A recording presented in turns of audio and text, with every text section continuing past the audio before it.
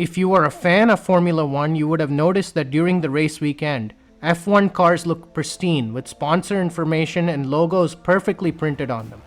In this video, we will explore how Formula One cars are painted. Let's get started. F1 cars are painted with 2 to 3 layers of high quality and lightweight paint. To provide some context, if a regular road car is taken for a paint job, on average, 25 to 30 kilograms of paint will be applied to the car. Modern F1 cars, in contrast, only use 1.5 to 3 kilograms of paint. You might be wondering, isn't more paint better?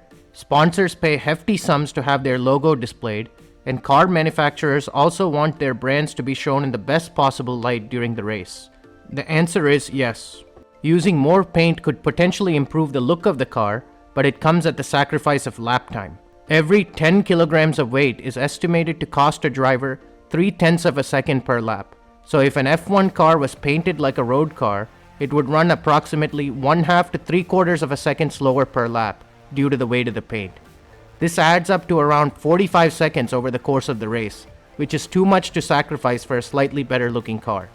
The goal of the team is to win the race, and some top teams like Ferrari have gone to the extent of painting their car with a matte finish, which supposedly cuts down the weight of the paint. Formula One cars have a minimum weight requirement. For the 2022 season, the requirement was 798 kilograms. The objective of the teams is to stay as close to this minimum weight as possible without coming below it.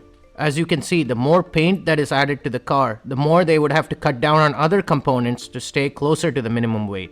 Other racing sports like NASCAR actually use a vinyl wrap on their cars because they are lighter than paint and easier to update week to week. Formula One cars are not wrapped because of the turns in the racetrack. Often gravel or debris could hit the car in a slower corner and cause a small cut in the wrapping, which would expand when the driver goes full speed in the straights. This could potentially cause the wrapping to come off, embarrassing the sponsors and the car manufacturer. Also, if there's any mistakes made in the wrapping process which causes an uneven surface, the driver will start to lose lap time compared to his competitors who have a painted car. Now let's look at the painting process. Each part of the F1 car is painted separately. Parts usually arrive to the paint team as bare carbon, and the first step is to sand them down to make them smooth for painting. First coat which is applied is always the primer. This is done before any color is added to the car. After the primer has dried, typically 2 coats of color paint are added to the car to get the right finish. Components are then heat cured for 40 to 45 minutes. Formula One paint is specially designed to cure very quickly. This special curing technology is needed since often components go straight from the paint shop to the track.